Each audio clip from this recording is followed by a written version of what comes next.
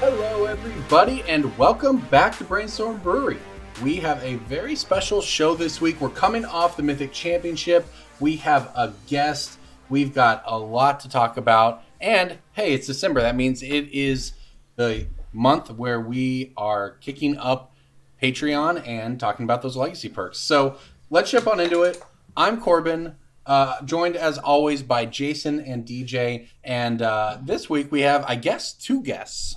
One is Jason's son, Sorin, who you will likely hear throughout the podcast because sometimes that's how the scheduling works out. But we also have Paul Fuito on with us. Paul is a buyer for MTG deals and has been around the market for a very long time and is sort of, has the expertise of the GP circuit now for, I don't know, a decade. 3 guests. Sick 3 guests. This is good. Paul's been on more episodes of this podcast than Corbin has. Accurate. Anyway, so Paul, welcome to the cast, man. Hey, what's going on, everybody? It's nice to be back. Yeah, do you want to kind of just briefly explain to people what it is you do in Magic? Because we're going to be talking about a lot of stuff that's kind of centralized to sort of your area of expertise and the experiences you have. So what's your deal? I buy at the GP circuits for MTG deals. I've worked for Tails a couple times, or once as well. And primarily I deal with either wholesale arbitrage or buying for casual markets. So depending on who I'm working for or what we're doing. Yeah, I mean, I think this is probably a good opportunity to throw in a mini Finance 101 here. Old segment we used to do, we bring it back occasionally, but for those who don't know, I mean, arbitrage is one of the basic concepts of not just Magic finance, but any kind of finance. And it's something that, really doesn't exist a ton in the world at large in 2019, just because there's going to be a lot of industries where it exists, and Magic's one of them. But, as markets become more efficient, arbitrage becomes less and less possible. But when we talk about that in Magic, what does that typically mean? Generally, it means that most of the rest of the world, other than like Brazil, doesn't really care about casual cards, and they're less expensive there.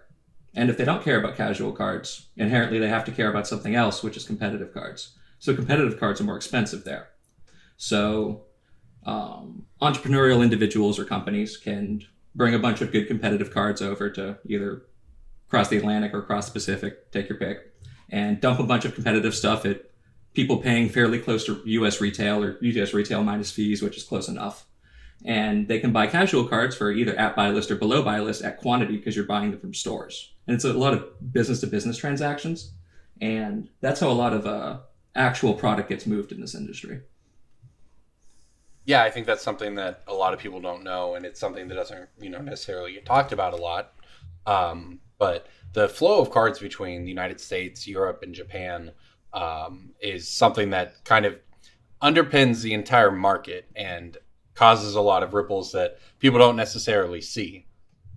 So it's the days of, this is how arbitrage was originally introduced. The days of, vendors had such disparate pricing on cards that you could buy a card from a vendor at one price at a GP, walk to the other side of the room and sell it for $1 more.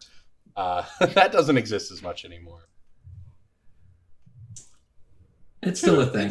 The people who are still dealing with like Japan and stuff compared to the people who aren't, like when people are selling like TCG low or like low minus fees because they're trying to like dump a bunch of stuff to the US market, sometimes there'll be stuff that's below Japanese buy list for sure. Yeah, I mean, back in the day, sort of the reason it would sometimes work was, about new decks breaking the format or whatever, right? And some people would be on top of it and some aren't. And that's, people know about that now. And now that's what I'm saying. The game has moved to the regional differences in Japan and all of that. I mean, because it's not on every card, but you get 90% of what you think of a card as being worth at a GP sometimes if you have the right cards.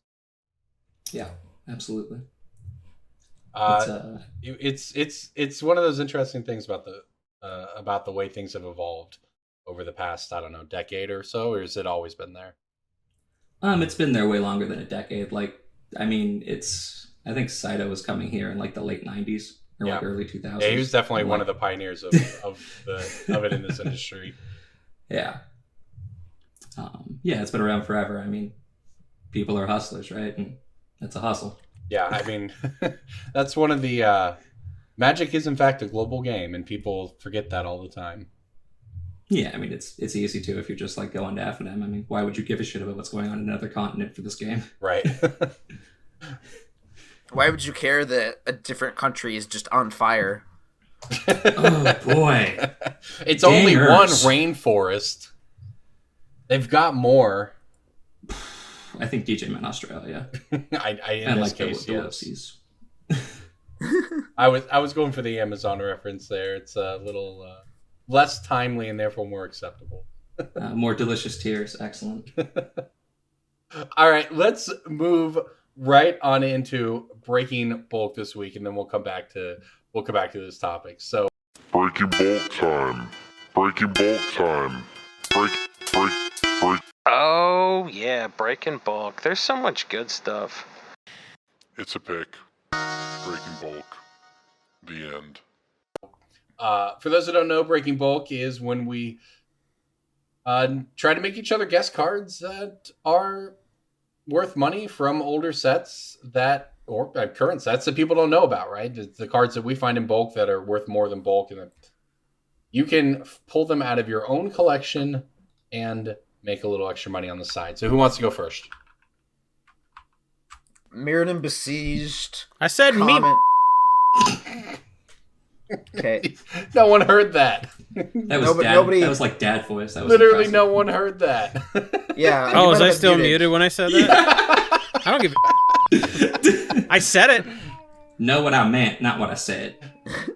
M19 gold creature. Is that the first printing?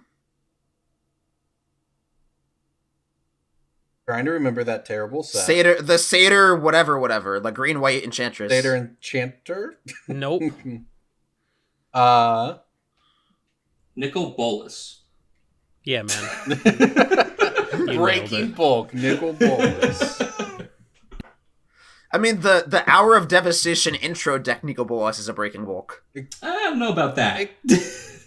Yeah, I don't. That one's Everyone been knows good for a those- minute. Yeah. Yeah, but like that's one of the cards that nobody who doesn't know Amazon knows that card. That's fair. I mean, These are 50 cents, and I get these in bulk all the time. It's a $3 foil. I forgot what the fuck was an M19. I'm trying to remember this stupid set. Right. You're stupid. Probably. M19's not stupid. M19's cool. M19 was never cool, buddy. Hate to break. My dad's core set could beat up your dad's core set. My core set's 4th edition, bro. I got Sylvan Library. Come at me. I literally I got don't Mana remember. Vault. What you got? I honestly don't even remember what Some the themes fair-ass of that Mana set Rock. were. What was the point of M19? What was in it? It had the flip There were cards. flippy cards. Yeah, Right, but like I literally It gave us Omniscience, Escape, Shift, and Crucible. I don't And it gave remember us- anything about the uncommons from the set. It though. gave us Poison Tip Archer. Whenever another creature dies, each Oh. opponent loses 1 life. Kind of Kinky. relevant lately. Okay. Yeah. That And was it's a not good one. non-token. It's another creature. So you kill their stuff, they lose life. You sack your stuff, they lose life. It's a good card. No, that's legit a good one. All right, DJ, what was yours? Mirrored Besieged what? Common artifact. Oh, there aren't very many of those. Well, it costs 2 mana and it's been reprinted before in Commander products. So Is it Sphere of the Suns? no, Okay. I'm Infiltrate. done. that's basically the only other card though. Like that does Ichor- get all the. Ichor Wellspring. There you go. Oh, I got it. All right. Yeah, that card's sweet. Ichor Wellspring, 2 mana, draw 2 in most commandery decks that want to do KCI things. Well, yeah, and it also it's seen play in a lot of constructed decks over the years. It's just a value engine. Yeah, Time Civ plays very nicely with it, and that was a deck in Standard for a while during its time, and I think there was probably a hot minute where it was playable in Modern. Okay, I've got one for you guys here. This is on the lower end, but it is still a pick. A black, it's an Amonkhet black uncommon. Nest of Scarabs. It is Nest of Scarabs. This card spiked, right, so to speak, but it's gets play in Hepatra, which I think came out around the same time in Commander. I don't know if anyone still actually builds that deck or not. But it's a decent, little 50-cent uncommon from the set that is one of the, there's not a ton in Amonkhet that you want. It's one of the few picks. Basically the monuments, the zombie lord, and then tokens. Tokens are the most expensive things in that set, but Nest of Scarabs is one of the few actual picks. It's crazy because people will definitely pull out the Vizier of Remedies because that's, the modern combo. But Vizier of Remedies is actually less expensive than the Nest of Scarabs is. It's kind of wild. Yep. Vizier is, you only really need one or two of those even in your modern deck, so it's not exactly, right. Yeah, Vizier will get pinched if the deck wins something, it'll get pinched for a week and then it'll go back down to being whatever. Yeah. Yep. Something while I was looking at Amonkhet earlier, it's also interesting because there are some nice uncommons in that set. By Force is a it's an X red sorcery that destroys X target artifacts. I mean, that's an uncommon. It's a card you could easily see being worth 75 cents a dollar down the road, but at least right now it's nothing. So Manglehorn, another one. So yeah, I like Manglehorn a lot. Yeah, that card is cool. Paul, did you want to get in on this game? Yeah, I had one that I learned today while I was starting prep for Portland. Those are the best kinds. Yeah, it's more than I thought. It's a rare. I thought it was a bulk rare because the last time I was doing this full time, the card was dog shit for 3 years. It's in Champions and it's in Modern Masters 1. And what's the rarity and color? He said it is a rare in both and it is blue. And it's not Kaiga.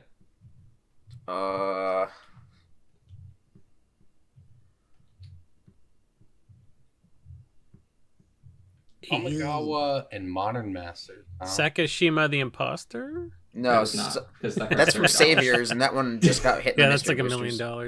Yeah. Modern Masters 1. Moloku. Yep. Wow. Yep. Really? CK pays 80 cents, and that card was dog shit forever. Man, I'm on a roll today. Moloku was so good when it was in standard that I didn't even remember it would be eligible for breaking bulk. Yeah, it was nothing after Modern Masters. It was great in the format, but then the card's absurd, but yeah. Well, it's still good in a lot of EDH decks because anything that you get land play triggers and let you play multiple lands a turn, it's real good. But right, you can clamp. There's so many Molokus out there. Yeah, Spanish ones are good in Cube. Right, sure. I mean, the Spanish foil is always $200 or some shit. So Patron of the Moon is more than Moloku for that reason. Yeah, for those crazy decks because there's only one printing a Patron of the Moon, so suck it, Moloku. Yeah. This is a good one. This is the 1 week I actually cleaned up on breaking bulk. Good job, Corbin. Yeah, man. You got them all right, and I said something from the wrong set. It's like we swapped roles. Yeah, the difference is usually I'm not even close. You were at least in the same block. Usually I'm 5 years away. I've been playing since Ice Age. You'd think I would know some cards. Well, you've got a baby in the background. I've got a kid home sick and got off a flight. DJ's sick. I am sick, yeah. Paul, you're the only one doing well this week. Sweet, I'll take it. Yeah, and you're about to go shake hands with a bunch of sick people, so enjoy that. That's in 2 weeks. I have this week off. Oh, yeah, enjoy that. Don't correct me. It sickens me. But anyways, we thought we almost, I don't know the last time we took a week off, to be honest, but we were very close this week.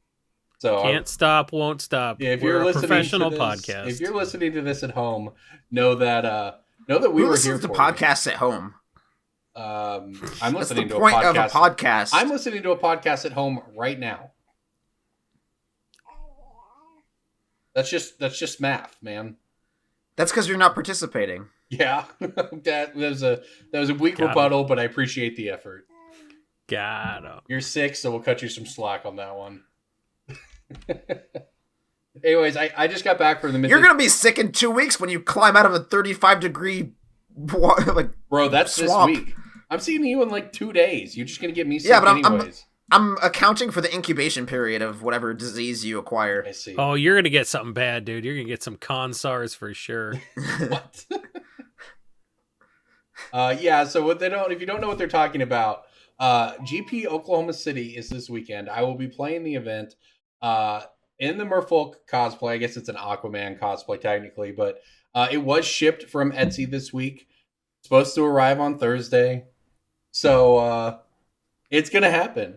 And the other thing to announce here is that our sponsor, Channel Fireball, also wanted me to work this event because that's the thing I do.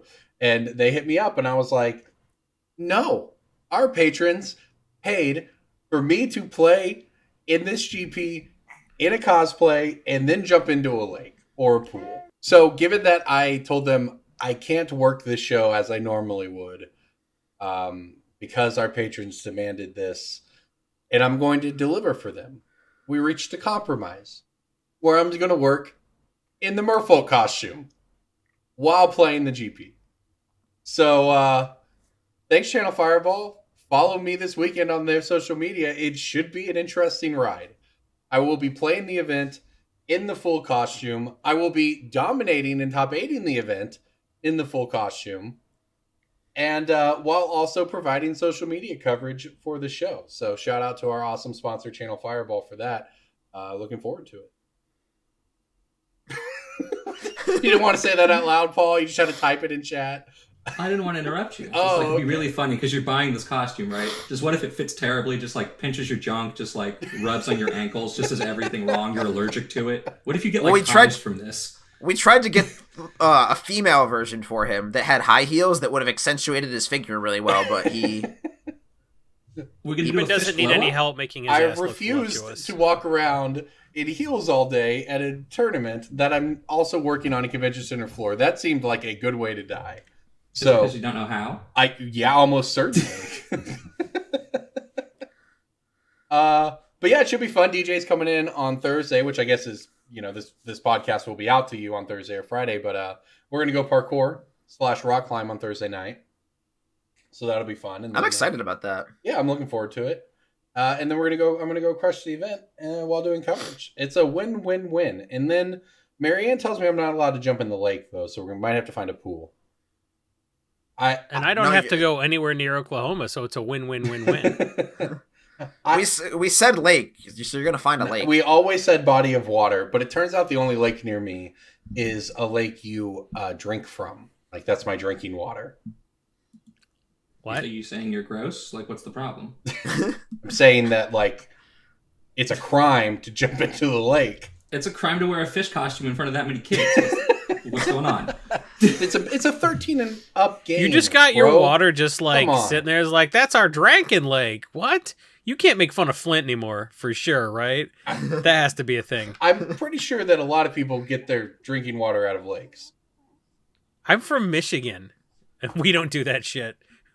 What is wrong with you? We are literally surrounded by lakes, and we're like, no, that's cool. Fish fucking that. I honestly can't answer that question. I have no idea. I'm fairly certain all of the lakes nearby me are contaminated to the point where they are not suitable for drinking water.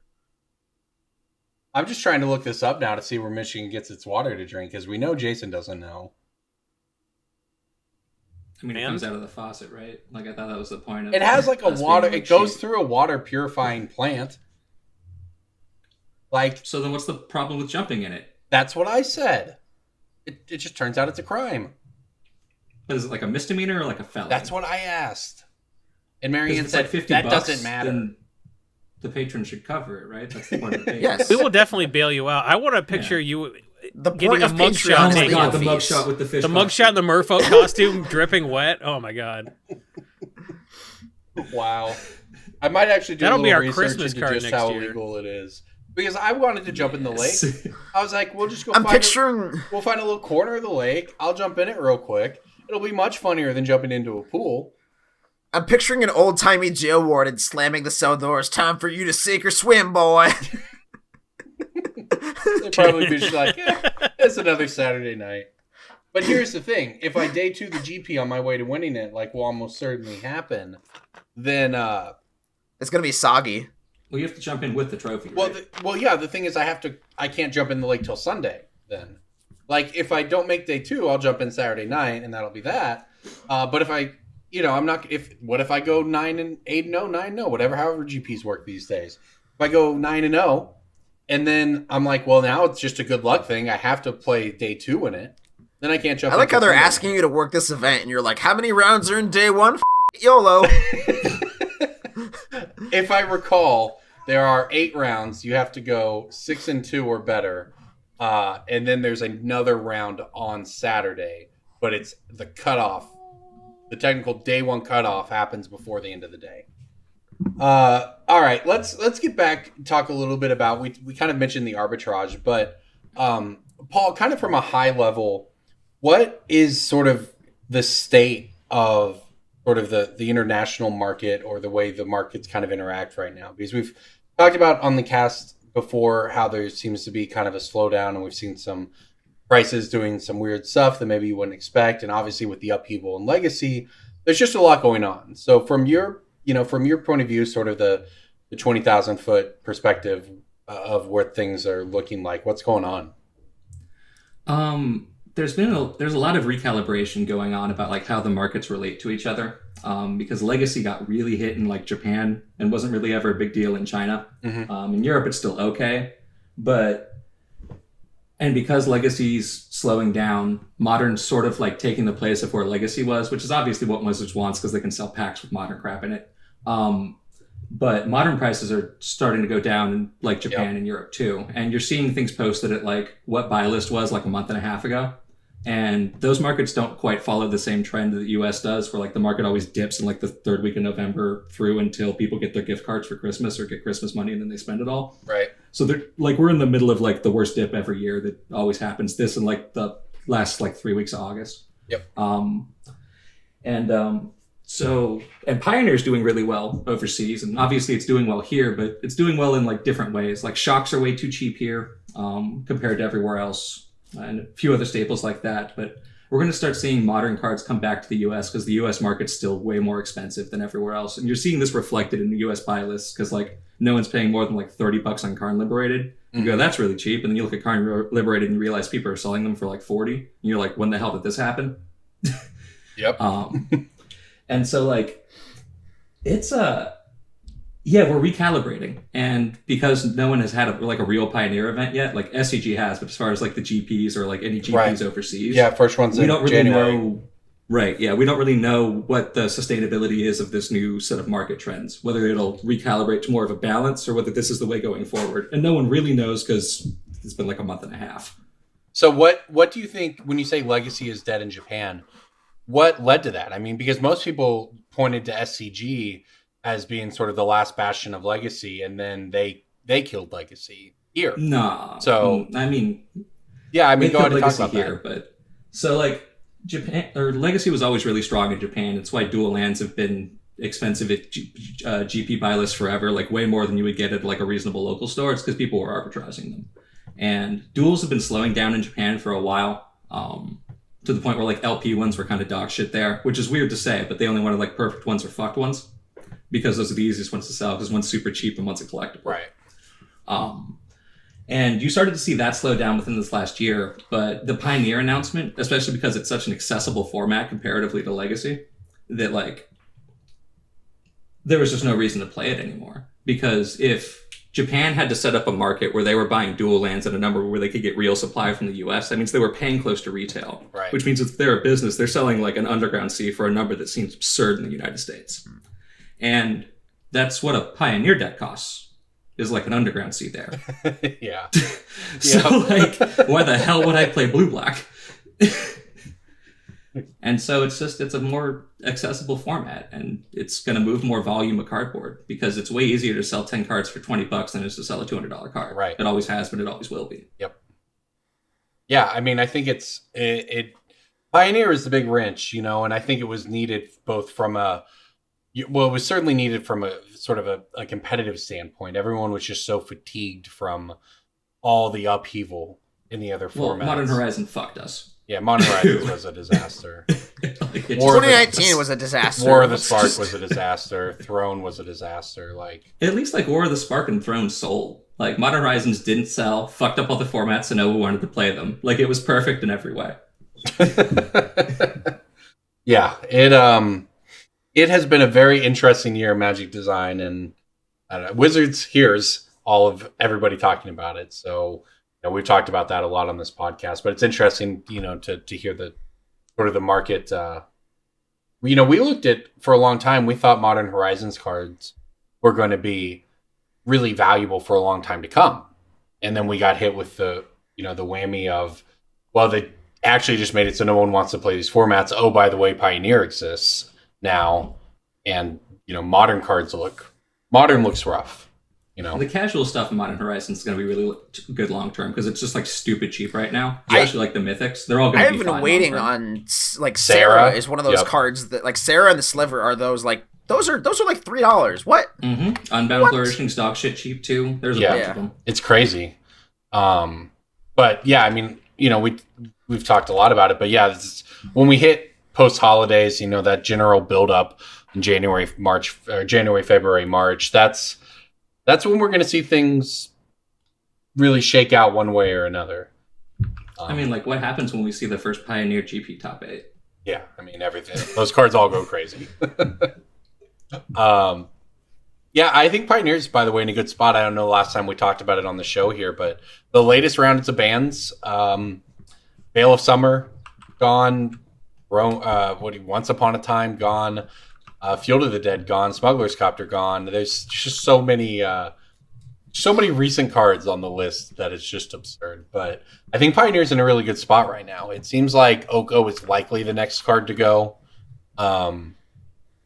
Oko is not oppressive on the format right now, but sort of Oko-based decks, whether they're splashing black or another color or just Simic, Heart of Kirin Oko base has been very strong. Yeah, Emma Handy with like top 4, like the list that Jerry posted like Yep. last week or something. Yep.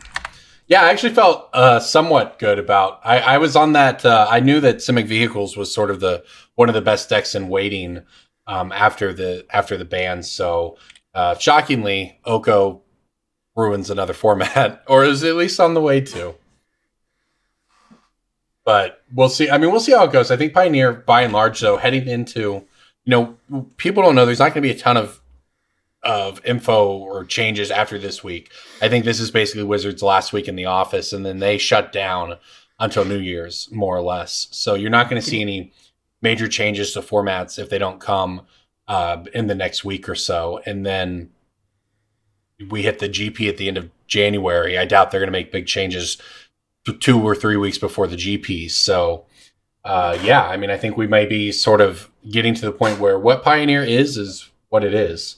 And it Can you imagine seems fun. like the Wizards employees who have been there for so long, who are watching other digital card games develop that have the power to nerf and buff their cards? Oh, yeah, man.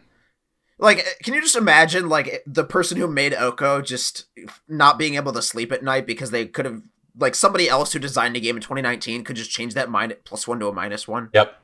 It's Whereas, like, if I play Slay the Spire, it's like, oh, hey, they nerf Ball Lightning from 9 damage to 7 or whatever. That's cool, but, like, just Oko is ingrained in stone as what it Yep. is forever because Well, that's the real- we're dinosaurs playing this card game. Yeah, I mean, that's really kind of that's a real problem. I joked around a lot with sort of publicly and with members of Wizards. Like, I don't really want them to ban Oko. I want them to unprint Oko, which kind of speaks to the same with Once Upon a Time, Veil of Summer. It speaks to the problem with the game is that it's just so hard to undo. You can't really, like, Modern Horizons. It's like, yeah, you can. You can't just, ban- like, add 1 mana to Veil of Summer and call it a day. Right, and you can't also just ban 10 cards or whatever, right? Like, Modern Horizons messed things up, and Hogak obviously needed to get banned, and maybe we're headed for an Urza or a Mox Opal ban or whatever, but it still doesn't it's not just one thing, and that's the difference is that, the online games have such a high degree of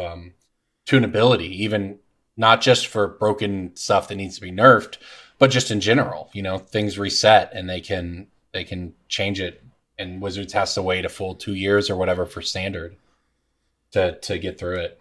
On the other hand, I'm sure all those other games would like to make as much money selling paper Magic cards as Wizards does. So, there's that. They do have that going for them. Speaking of, Paul, did you get a secret lair? No. You know anything about secret lairs? Do you like them? I am not the target demographic. I didn't think you were. What do you think of them? We talked a little bit about it on here, but some people are up in arms about them selling singles essentially, and some people are like, yeah, whatever, it's a holiday gift. It really depends.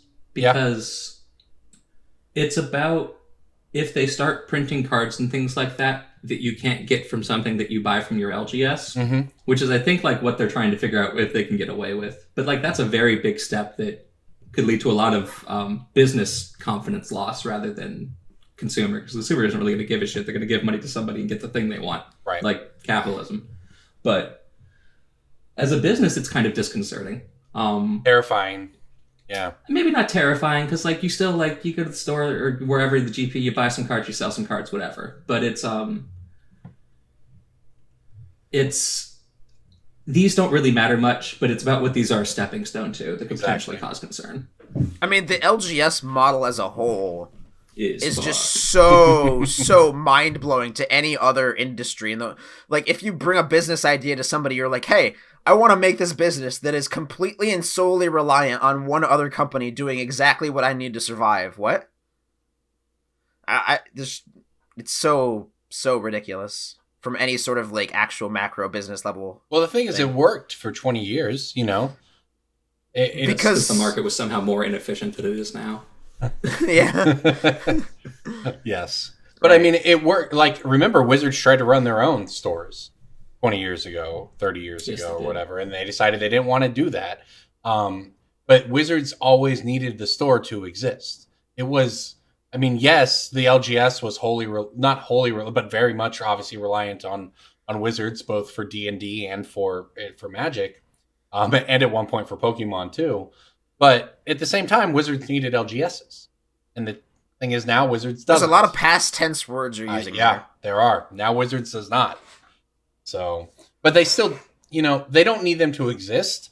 But for Wizards to, make 100% of their potential profits, they do probably need stores to exist, right? So it's, it is what it is. But talking about stepping stones is interesting because watching the Mythic Championship last weekend, all I could think about was how much we talked about Planeswalker decks when they introduced them, intro deck Planeswalkers.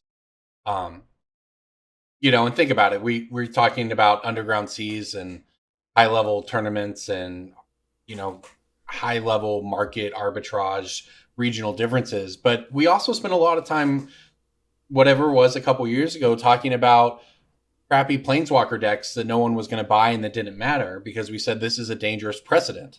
And fast forward, probably not even 2 years, but 2 years, whatever it's been. And now you have Corvold, which is paywalled behind a $30 product, dominating Mythic Championships. And you have the most played deck of the format at that tournament, Jeskai Fires, playing buy a box toppers that are paywalled behind at least $100 box. A lot of times 120, right? And yeah, you can go buy the single. All rarities are the same under the grand scheme of Arena, Corbin. I agree. Saito posted a hot list of 18 on that stupid Jund Dragon Elf. That's pretty gross. Yeah, that's what I'm saying. It's ridiculous. I mean, but this is I think just another sort of demonstration that you have to raise a stink, and the community should. And I really haven't seen a ton on this because it's not like it's a ridiculous price. And, whatever, $20, $25 for a standard Mythic is sort of reasonable. But just the divide between you can open this in a booster pack versus you either have to buy the single or you have to buy the Brawl deck, it's just bad, right? That's just not how the game is supposed to work.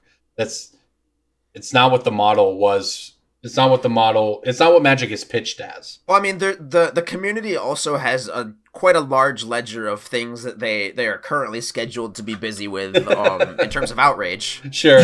Like very true. True. You can't blame them for not getting to Corvold's price when we have to deal with Chandra being buy, we have to deal with Commander being more popular than Standard, we have to deal with like just so many things, like so many outrages that we got, like just it's pretty low down on the list. I agree.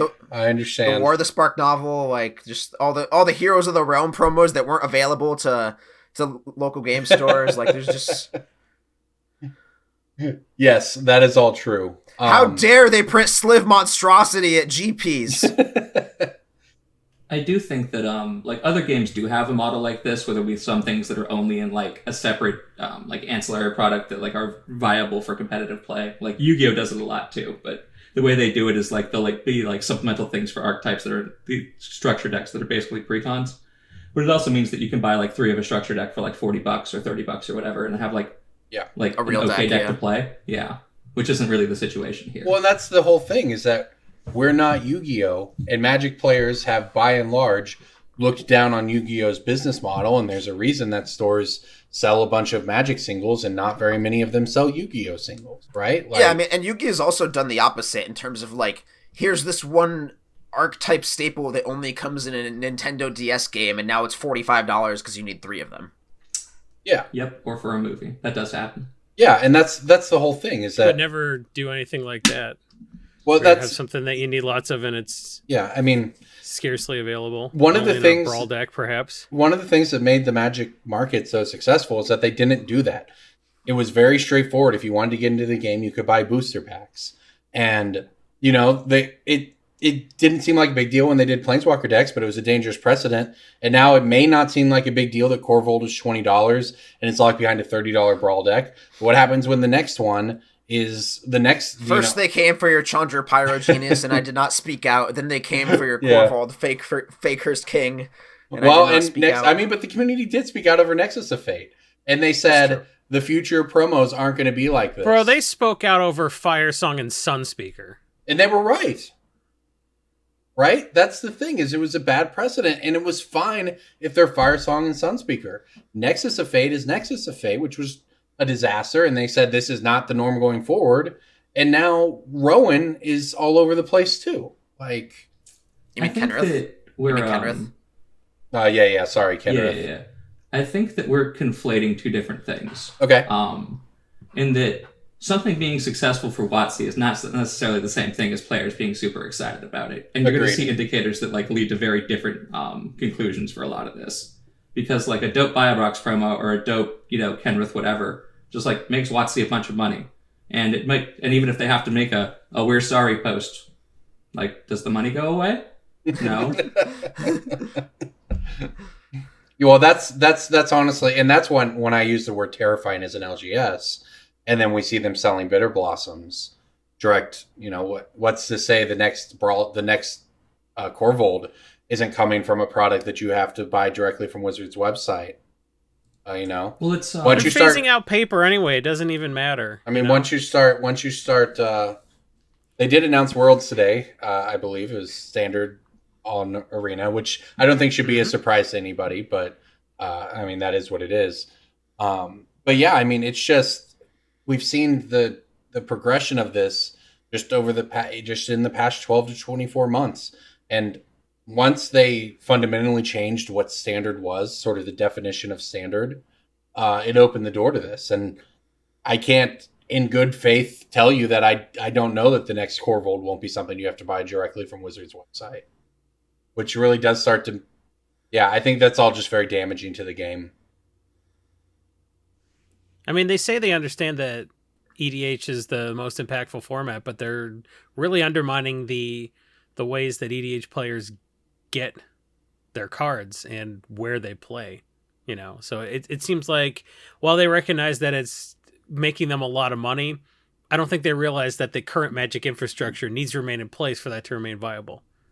I think yes and no, because I think one of the things, the incentivization of this layer thing, especially if they're trying to reach more casual players, is they're trying to hit casual players to get them to be involved with the Wizard brand online. because they want to pivot them to Arena and other ancillary products. And the way to do that is to offer a thing that they want that they have to go to your website to deal with. Right? Like, that's what they're trying to do, is like build the brand. It all makes stronger, perfect have more sense. interaction Wait, you with mean the shipping them casual to the players. Hasbro eBay store doesn't work anymore? Yeah, it's weird how that happens. It all makes perfect sense from Wizards' perspective, and it's Yeah. very bad for the LGS and probably not great for players. I mean, they're gonna run your credit card the same way either way, right? I mean, it just depends if you're a player who likes to have a place to play. Yeah, that part's gonna be complicated. But if they're only worried about EDH, I mean, most of EDH is done on people's kitchen tables with beers or whatever else you like to imbibe with. So that doesn't really matter either. They're forcing us Kind of. underground. I mean, They're Magic players, man. They went there voluntarily. I mean, the thing is, how many of those play groups, how many EDH groups started because people met each other at the LGS? Probably. They're- Like, that's a real thing. The gameplay moves to a kitchen table once you found your group, but you got to find your group somehow. Not everyone just has the same friends who are into the same thing all the time, who already share all their interests. So, even if it's not So, anyways, it's interesting time for Magic. I mean, don't think that a lot of this is necessarily bad, depending on your perspective, but there is sort of the fundamental, what's good for Wizards is not necessarily good for the LGS or the player, and vice versa. So, all right, let's move on, and let's knock out some pick of the week before we get out of here. Who wants to go first? Pick of the week, pick of the week, pick of the week. Time for the pick of the week. I want to go first because my pick is the first sliver. That means I have to go first. Sure, DJ. That's how that works. Yeah, man. It says the first sliver in the name. So I'm going to go first and pick the first sliver. What is the first sliver? Yeah, what do you want the first sliver for? Alphabetically. What is the first sliver alphabetically? Is there... Absorbing? I was gonna say the same thing, but I don't think it's... I think that's lip sliver or something, like, right? Oh, yeah. I had the same idea, but Probably I don't acidic. Might be acidic. That's the red white one from Tempest, right? That matters to me. I think it's red black. Okay.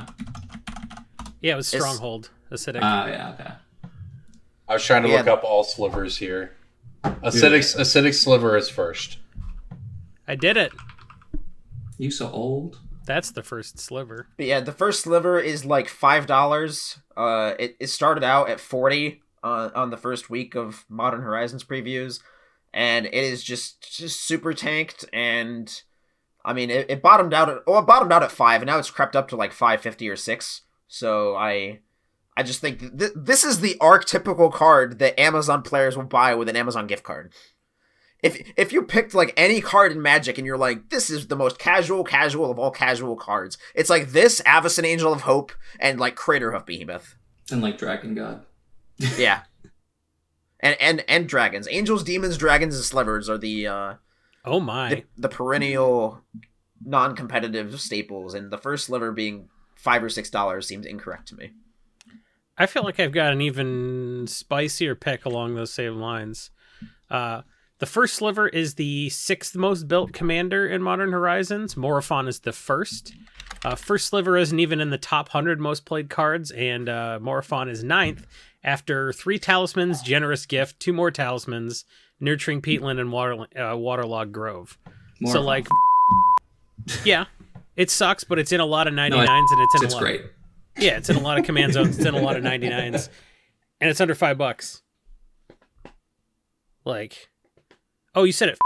Yeah. Yeah, first race. Wait, I thought you what said card? it sucks. More It's fun? so No. funny contextually. That's awesome. F***ing and f***ing, like, are so different in those contexts. You know? That's funny. JJ, bleep all those out. JJ's going to be busy this week. Yeah, him. We pay him enough.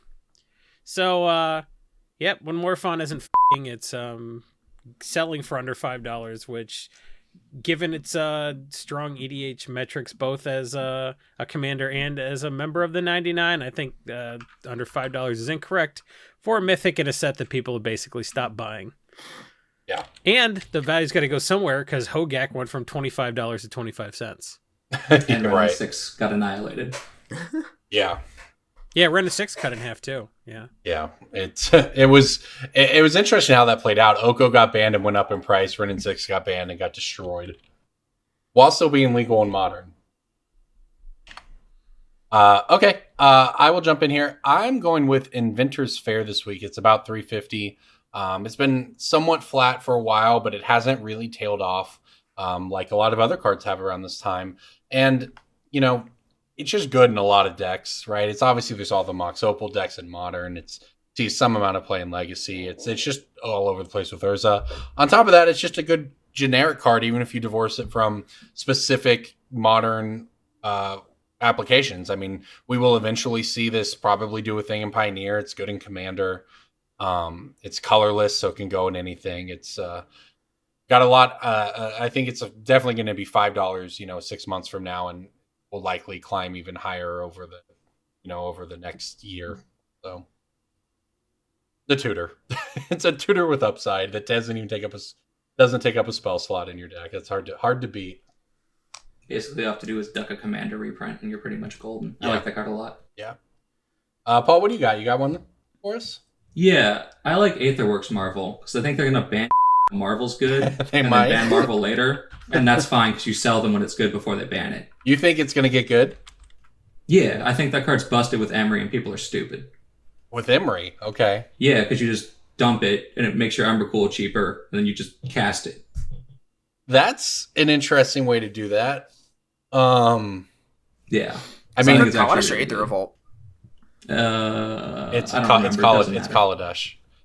Yeah, That's sure, what I that's thought. still fine. It's a 4X, I don't care. Yeah, I mean, Yeah. it's definitely No, a I 4X. agree, I'm just- I don't know that it's going to be good, though, because the problem with Marvel, even when it was in Standard, it was just nowhere near as consistent as people like to believe it was. And in Pioneer, Emery is one of the few cards that actually can even slot into the deck. It just eats up so many slots with just cards to make energy.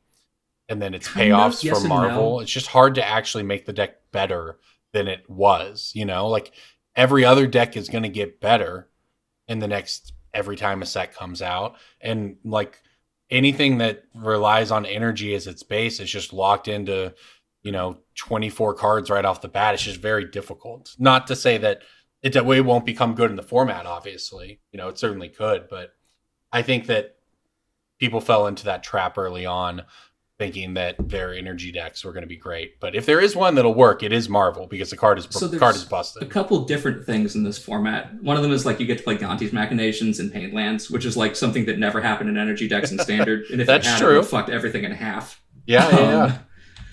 Like that's a real thing. Like Mana Confluence Gonti's Machinations is insane. I'm going to read Gonti's Machinations for people who don't know. I know what that card does. Yeah, this card is sweet. Yeah. I played that card in a Brawl deck with Gonti. I played it. I believe it. I played it in Modern. Gonti's Machinations is a 1 black enchantment. Whenever you lose life for the first time each turn, you get an energy, and you can pay 2 energy and sack it. Each opponent loses 3 life, and you gain 3 life. So Note it says each turn. So if you have 2 Yeah. Painlands, you can just do it get on one turn. on each turn. Right, Two. and like that's the type of thing On where turn things 2. do get different, and you don't need as many things because you actually have an energy engine, which didn't really exist. that's true. And it's about what the other cards are that you play in that type of deck. Because like if we're like a Thoughtseize Fatal Push deck that happens to have Aetherworks Marvel, that's not the same thing as garbage green blue do nothing. That's true. I mean, everyone looked at Marvel as basically the standard version of the deck, which existed in a certain way. But you are right. I mean, approaching it that way, if there are, and I don't know, Gonti's Machinations is a great one. I'm not sure. Aetherworks Marvel is sort of an engine unto itself. But the idea of Marvel as not the centerpiece of a deck, but as a supporting piece of a deck is actually really interesting. Yeah, you just don't play bad cards. Like I think one of the biggest things in Pioneer is just finding decks where all the cards don't suck. Right, exactly. Yeah. That's a lot of people want to play they need to pay off their synergies, and they end up playing a lot of cards you shouldn't to make that work.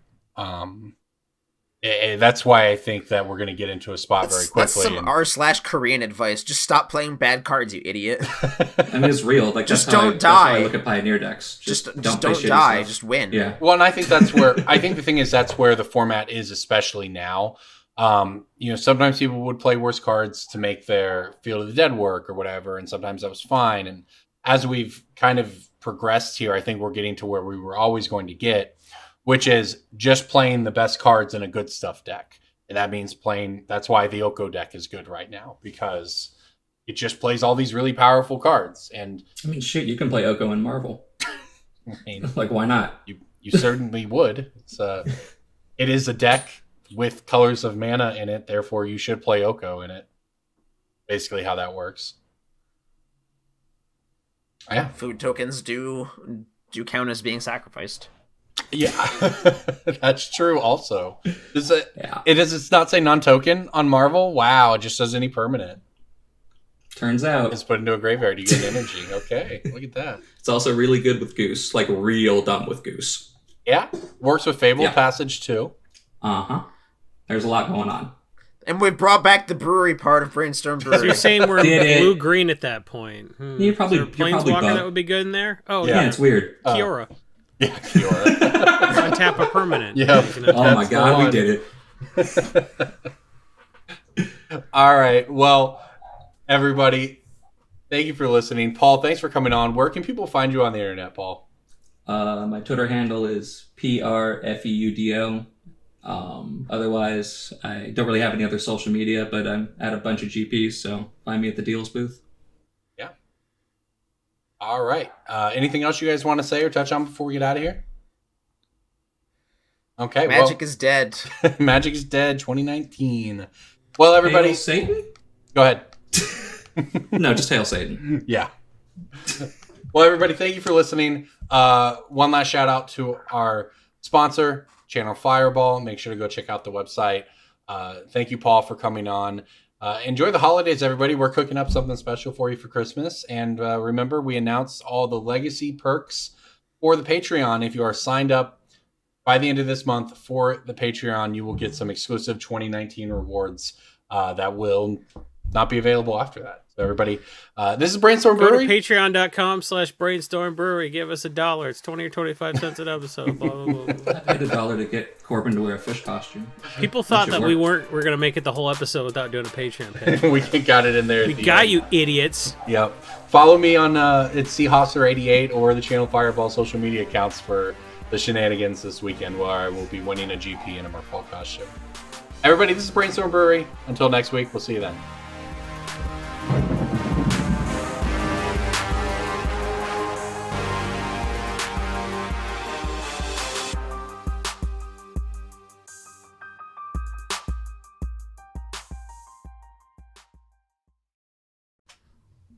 Yeah, you play a round that you're only allowed to play if you made day 2. What? What do you want? Use These your are pretty words. good so far. Use your words, Sorin. Did you poop yourself? That's the noise your mom makes when she poops herself. All right, well, this isn't very stimulating. I'm going to get back to podcasting. Okay, thanks. Thanks for that, Jason. I could have muted myself, but I don't respect you guys. You could have. I agree. That's great. You know there's someone with, like, a shitty little 6-month-old at home. They're like, oh, man, I go through the same thing. Is he panting like a dog? Yeah, mine does that, too. That's weird. And that's, and that's value. Welcome to Brainstorm Nursery. Yep. That was the nickname for a while.